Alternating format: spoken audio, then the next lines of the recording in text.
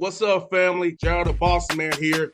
You're tuned into the Bossman Show on AM 1010, AM 1430, 1055 The King. Let the King out at 105theking.com and the Bossman Show at bossmanshow.com. Hit me up on Instagram, The Bossman Show, Twitter at Bossman Show, and Facebook, Bossman Show. It's the Bossman on your radio. Listen to the Bossman Show with your host, JR, Saturdays at 9 a.m. right here on AM 1010, The King. What's up, good people? BetOnline is your number one source for all your betting needs. The latest odds, lines, and matchup reports for baseball, boxing, golf, and more. BetOnline continues to be the fastest and easiest way to place your wagers, including live betting and your favorite casino and card games available to play right from your phone. Head to the website or use your mobile device to sign up today and get in on the action. Remember to use your promo code BELIEVE, B-L-E-A-V, for your 50% welcome bonus on your first deposit. BetOnline, where the game starts. BS3 Network, changing the way you watch TV. Yes, BS3 Network, changing the way you watch TV, covering content and hot topics from A to Z, sports, music, society and culture, movie reviews, you name it, we have it. Check it out on bs3network.com or check us out on Roku, BS3 TV on Roku, as well as check out your favorite podcast on all podcast platforms or Spreaker.com/BS3 Network. You are now tuned to BS3 Network.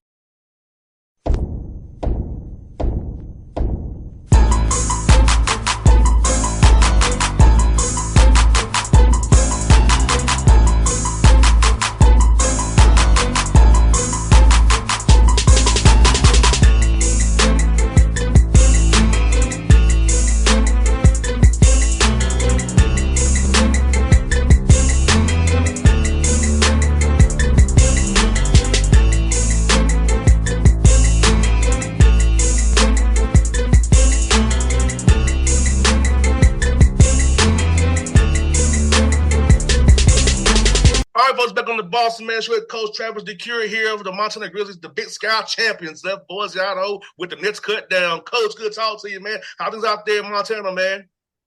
It's been great. It's been great, especially after, a win like Wednesday night. The energy's high, but it's been great all year. And Coach, for you, man, it's third time you're going to the NCAA tournament, man. How does it feel to return again? And how does this feel compared to the prior two that you went to? You feel like it's long overdue. We went back to 18-19. At the time, we had been in 4 out of 5 championship games. And then COVID hit. And you don't really realize it until you look back how much it impacted our culture. Just the way that you recruit, the lack of actual interactions when you're building a team, and you really don't know what you have until you go to war.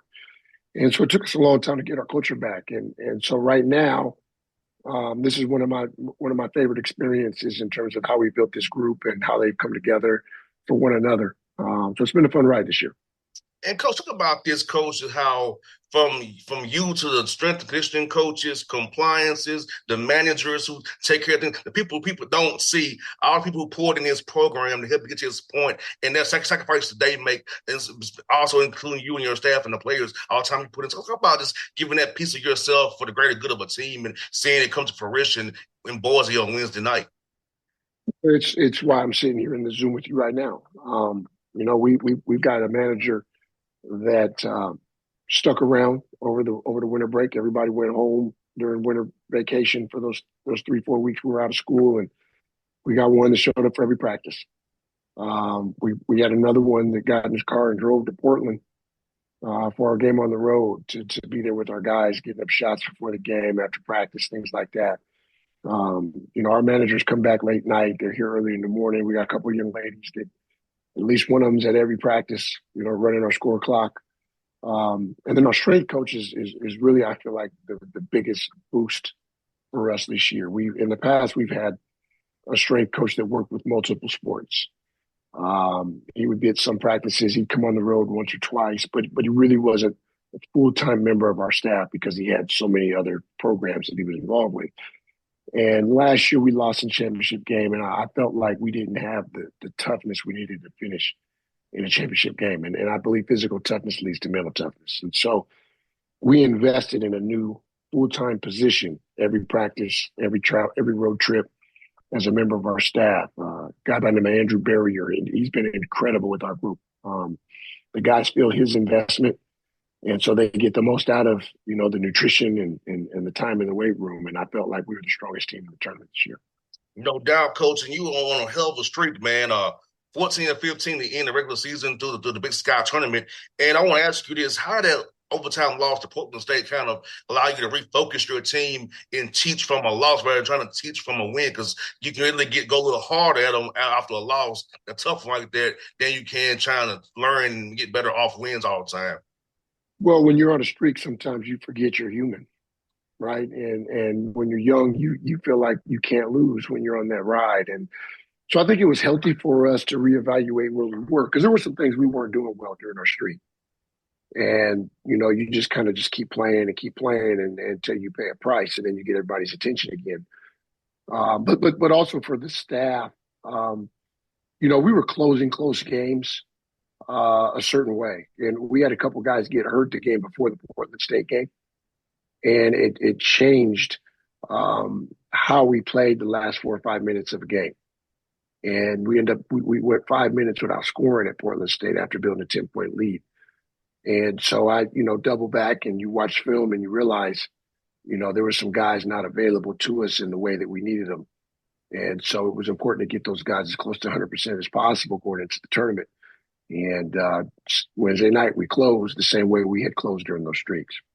100%, Coach. And against NAU, Coach, you held them to 40% field goal percentage, and they were doing a lot of switching, a lot of switching, a lot of aggressive switching, and you all kind of sought out the right mismatch in the matchups and made the right plays off those matchups. So talk about your defense holding them for 40%, also using their defense aggressiveness against them to find the right matchups for you all to get the shots you all want.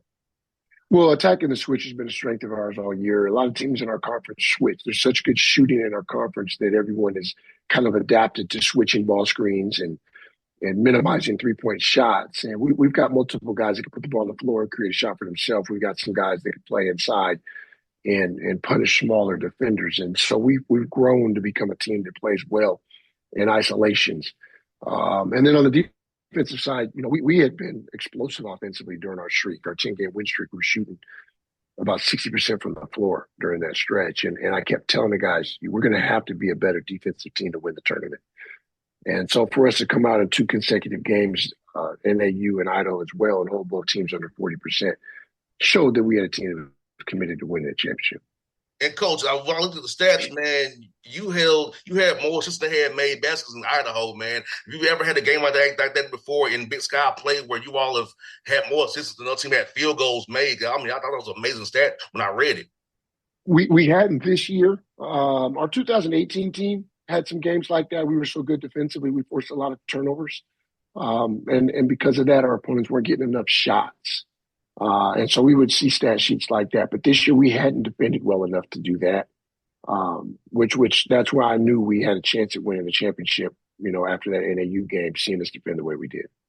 And Coach, Northern Colorado got you pretty good early in the year, man. I know they had to motivate your guys, man, to say, hey, look, we can't do this again. These guys dumped us pretty good once earlier in the season. So talk about how I saw the focus in your guys' eyes, but as you prep for that game, man, talk about the approach to your young men who was everyday guys who was locked in on that. And hey, look, we got to beat this team. It's a quality team. Since he does a hell of a job over there, we have to come out with aggressiveness and jump them first.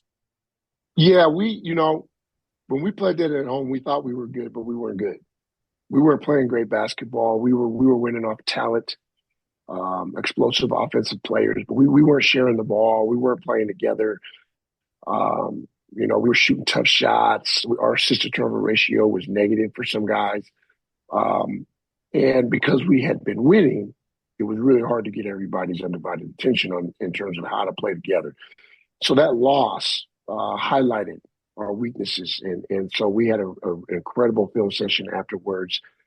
We went on the road, played better at Weber, but not great. And then we had our first half against Idaho State that was the product we needed to see.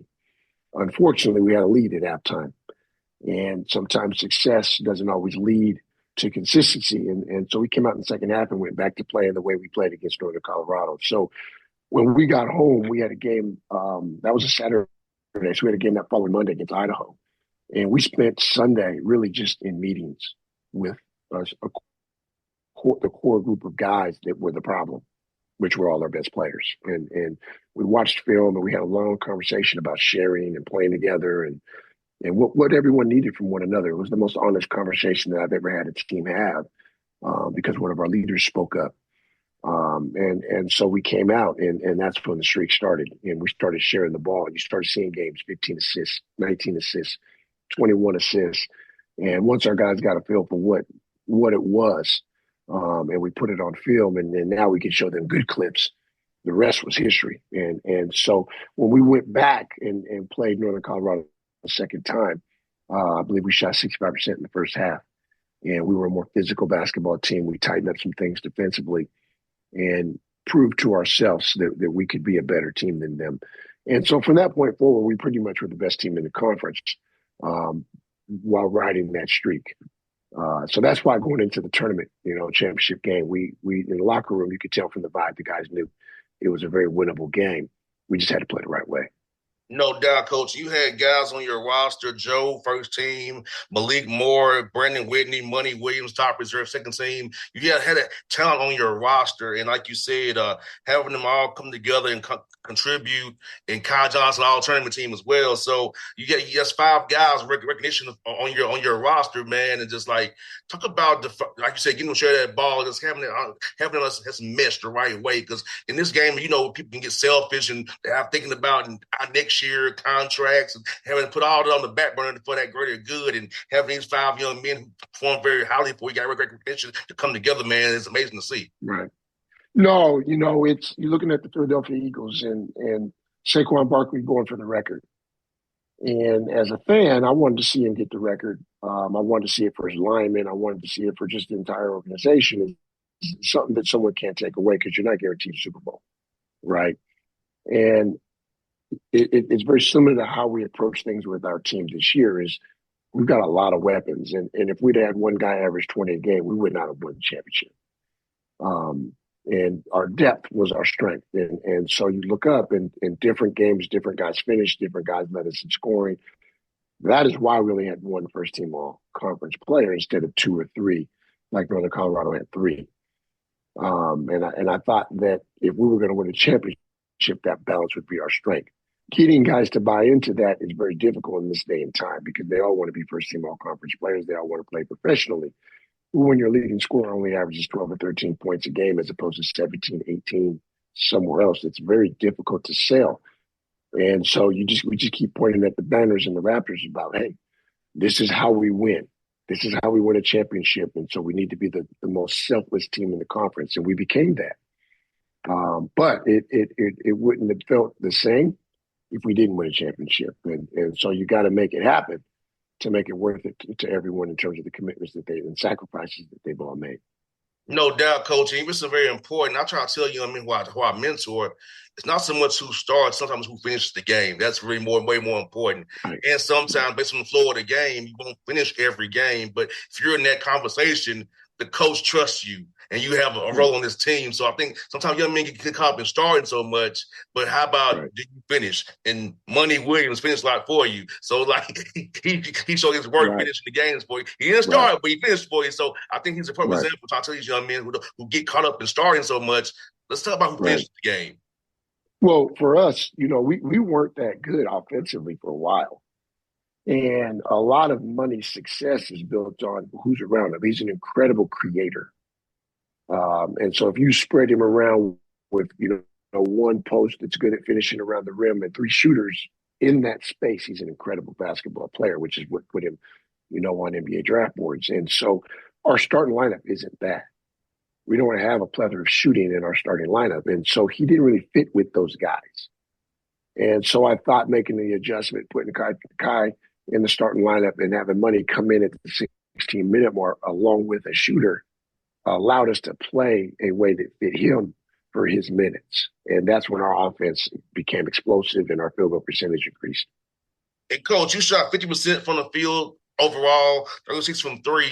You have to be really impressed with your guys shooting. That goes to them coming in and getting extra shots up, honing their talent, developing themselves. Because, I mean, shoot 50% overall, man, you're going to be in a lot of games.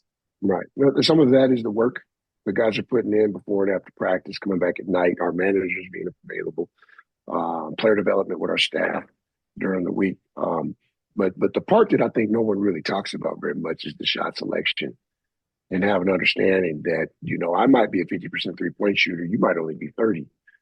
But you shooting an uncontested three is better than me shooting a step back or a late contested three. So if I'm willing to turn that down and get you the better one, we're going to make more than we would if I just took them all. And I think there's a lot of teams out there, especially in our conference, and that's what I see the most.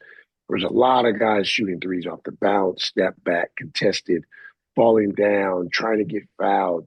Percentages are really low, shooting from 30 feet because that's where they can get it off as opposed to turning the ball and letting someone else get shot. So when we became selective, our percentage increased. We were shooting in the 20s early in the year from three. We were taking bad shots. We had guys that weren't good shooters, shooting too many. And once we got to conference, we kind of tightened it up a little bit, and the rotation tightened up, but also the types of shots we took. And when we became selective, we became a better team. 100%, coach. And there's something my dad, who's a coach, talked to me about all the time, is it's sometimes a bad shot is like a turnover as well. So yes. So he talked about that. Your bad shots are turnover for us because you took us a Robert's opportunity to get a better shot. You took a horrible shot. So right, 100%.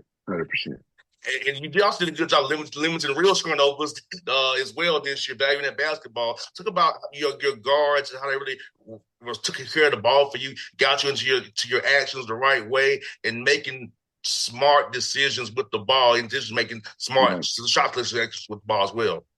We talk about trust a lot. Guards want freedom, right? That's as a guard, that's what you thrive in. Is you always want freedom to make plays for yourself and others, and sometimes you might go off script, and I believe in that as well. But you earn that, right? And the trust comes from your assist to turnover ratio. So for me, the guys that have positive assist to turnover ratios 2-to-1 or better are going to be the guys that I allow to make plays, massage the ball, go off script. And Brandon Whitney's an example of that, where he'd go 4 or 5 games without a turnover. Now, he's a low-risk player, so he's not going to come out and have 9, 10 assists. If it's not a play he thinks he can finish, he's not even going to attempt it. And so he's always been a safe basketball player. That's why he shoots 50% from the floor for a career. And his assist-to-turnover ratio, I believe, is 3-to-1 for his career. And so when you've got low-risk guys on the floor, you can give them more freedom. And then sometimes your high-risk guys, you can survive their turnovers. And so Money Williams is going to be a little more high risk because of the types of plays he makes for others, but you're going to survive those turnovers that he might have because he's generating so much offense during that period of time. And then you've got the low risk guy next to him on the floor. So it creates a good balance. One for you, coach, man. 25 wins this season, man, in a tough league, tough non-league place. So talk about the accomplishment of getting that many wins, knowing the tough non-league that you had, and going through the Big Sky, which we know is tough every night. It's hard, we're going to be top 30 every year in non-conference schedule. Whether that's 4 or 5 guarantee games. Our tournament, we always try to bring in one team that's going to be a contender in their conference at least. And then we'll play some mid-majors, the Utah States, the Northern Iowas, the San Franciscos of the world that are operating at a high level. And we hope that, we could pick some of those off. And so you're going to look up at your record's not going to be what some of the other teams in your conferences might be because you played so many games on the road. But I think the most important thing for us is building tough skin, play at a high level, compete at a high level, show us our warts early. And so that's what those teams do, is they help us develop who we are. It gives us an understanding when we look in the mirror what our strengths and weaknesses are. It's a lot easier to talk to a young man about areas of growth and things that he's not good at after we get our butts kicked as opposed to playing weak competition and winning every game. So I think tough schedules in November pay off in March. 100%. Coach DeCuire, thank you for your time as always, my brother. I'll be cheering for you, tournament. Hopefully, we're talking again in a week or so. We're going to the Sweet 16, Coach. We'll talk to you real soon after that, brother. Let's do it. I appreciate your time. I appreciate your interest in our program. Thanks, Coach. Thank you so much, brother. You be safe, man. Thank you. You too. All right. Enjoy your day. BS3 Network. Changing the way you watch TV. Yes, BS3 Network, changing the way you watch TV, covering content and hot topics from A to Z, sports, music, society and culture, movie reviews, you name it, we have it. Check it out on bs3network.com or check us out on Roku, BS3 TV on Roku, as well as check out your favorite podcast on all podcast platforms or Spreaker.com/BS3 Network. You are now tuned to BS3 Network. What's up, good people? BetOnline is your number one source for all your betting needs. The latest odds, lines, and matchup reports for baseball, boxing, golf, and more. BetOnline continues to be the fastest and easiest way to place your wagers, including live betting and your favorite casino and card games available to play right from your phone. Head to the website or use your mobile device to sign up today and get in on the action. Remember to use your promo code BELIEVE, BLEAV, for your 50% welcome bonus on your first deposit. BetOnline, where the game starts. What's up, family? Jared the Bossman here.